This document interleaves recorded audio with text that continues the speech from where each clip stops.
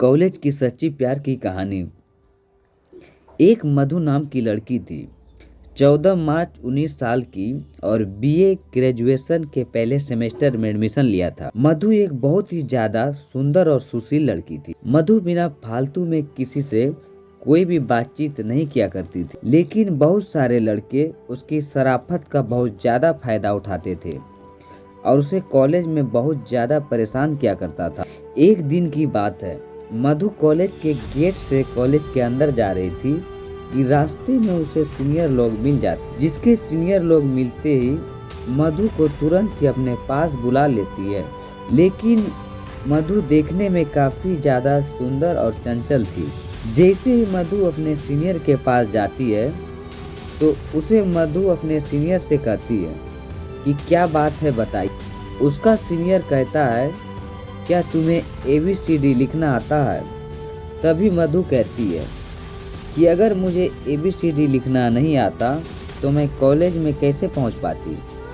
इतना सुनते ही सीनियर लड़के और लड़कियां बहुत ज़्यादा गुस्सा हो जाते हैं और भरा बुरा मधु को कहने लगते हैं। तभी मधु के क्लास का और उसकी समस्या को देखते हुए एक लड़का मधु की ओर देखता है, जिसे वह लड़का देखता है कि उसका नाम रमेश था। रमेश ने देखा कि उसकी क्लासमेट मधु को सीनियर लोग मिलकर उसे छेड़छाड़ तथा उसकी रैगिंग कर रहे हैं। यह देखकर रमेश को रहा नहीं गया। वह सीनियर के पास जाता है और कहता है कि यह जो आप लोग कर रहे हो वह बहुत गलत बात है। किसी भी लड़की को इस तरह परेशान करना बिल्कुल भी अच्छी बात नहीं है। उसके बाद सीनियर लड़के तथा रमेश में काफ़ी ज़्यादा जमा हो जाते हैं और आखिरकार रमेश मधु को अपने साथ लेकर कॉलेज के अंदर चला जाता है कि आज करने के लिए। जैसे ही मौजूद था, रमेश क्लास करके बाहर निकलते हैं।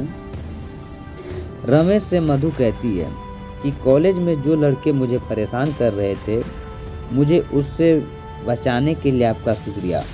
तभी रमेश कहता है कि ऐसा कोई बात नहीं है, तुम्हें मुझे शुक्रिया करने की कोई ज़रूरत नहीं, क्योंकि तुम मेरी क्लासमेट हो और तुम्हारी सुरक्षा और रक्षा करना मेरा फर्ज है। इन सभी बातों को सुनकर मधु को रमेश पर काफ़ी ज़्यादा प्यार है और दया आने लगती है। अब कॉलेज मधु और रमेश दोनों साथ साथ जाते थे। साथ ही कमी से आते वक्त भी दोनों एक साथ आते थे। रमेश को पता था कि कॉलेज में बहुत सारे लड़के होते हैं। इंजॉय, जूनियर, लोकेशन, लड़कियां और रैंकिंग करते हैं।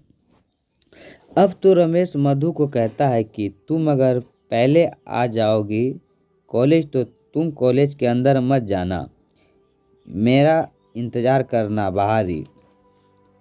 जब मैं कॉलेज जाऊंगा तो मेरे साथ अंदर चला जाना।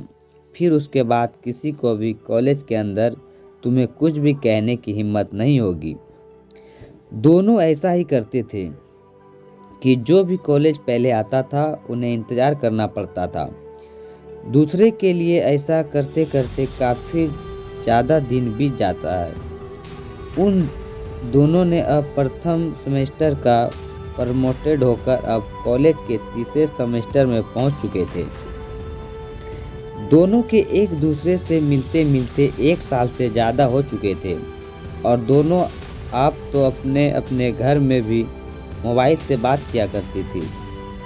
दोनों की काफ़ी ज़्यादा मित्रता और बेहद ही ज़्यादा गहरी मित्र कॉलेज की समय ही हो गई थी। अब हम दोनों मिलकर मुझको ले जाते थे क्लास करने के लिए और कॉलेज दोनों प्रतिदिन आने के कारण दोनों क्लास में अच्छे रेपुटेशन पर पहुंच गए थे। दोनों को एक साथ आते जाते देख क्लास के बहुत सारे लड़के लड़कियां दोनों के बारे में बहुत ज़्यादा गलत सलत बातें किया करती थी। लेकिन इन बातों से मधु को किसी भी प्रकार का कोई फर्क नहीं पड़ता था, क्योंकि मधु कहते थे कि हम दोनों सिर्फ एक अच्छे दोस्त हैं। वह जिसको जो सोचना है सोचने दीजिए। हम लोग कॉलेज में साथ आते हैं, साथ जाते हैं और साथ रहते हैं। हमेशा ऐसे ही रहेंगे। दुनिया वाले कुछ भी सोचे, मुझे कोई फर्क नहीं पड़ता। जैसे ही 3 साल पूरने वाली थी, अब सभी लोग अंतिम सेमेस्टर की पढ़ाई कर रहे थे। बधाई देने के बाद, परीक्षा देने के बाद अब सभी लोगों की छुट्टी होने वाली है। लेकिन मधु को इस बात की चिंता होने लगती थी कि बिना रमेश की दोस्ती के कारण वह एकदम चलना तो दूर की बात है, कॉलेज आना जाना भी नहीं चाहते थे। आशीष मिश्रा का आखिरी एग्जाम हो रहा था। तभी मधु रमेश से कहती है कि मुझे तुम्हारे बिना रहने की आदत नहीं है। अब कहाँ से, कॉलेज तो बंद हो जाएगा, अब तो कोई क्लास करने भी कॉलेज नहीं आएगा। मुझे आपकी आदत लग गई है, तुम्हारे बिना नहीं रह सकती हूँ। उसके पास रमेश करता है कि मेरे भी हाल बिल्कुल ऐसे ही हैं, क्योंकि हम लोग पिछले 3 साल से एक साथ रहते हैं, एक साथ आते हैं, एक साथ जाते हैं और क्लास में एक साथ पढ़ाई करते हैं।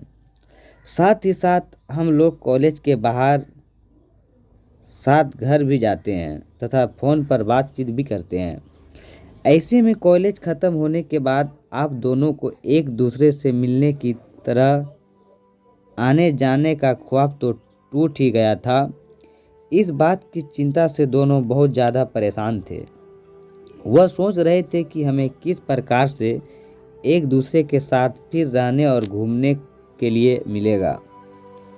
लिखित परीक्षा अंतिम चल रहे थे। परीक्षा देते देते शाम हो चुके थे।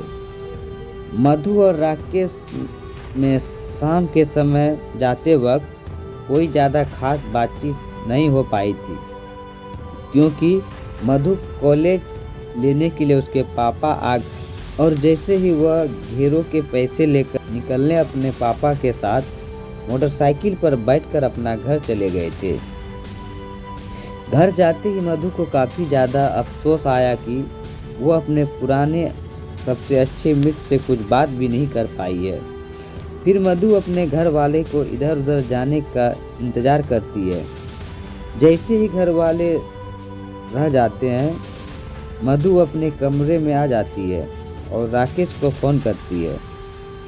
जैसे ही फ़ोन करती है, एक ही रिंग में राकेश फ़ोन उठा लेते हैं और कहता है कि मुझे पता था तुम फ़ोन ज़रूर करोगे।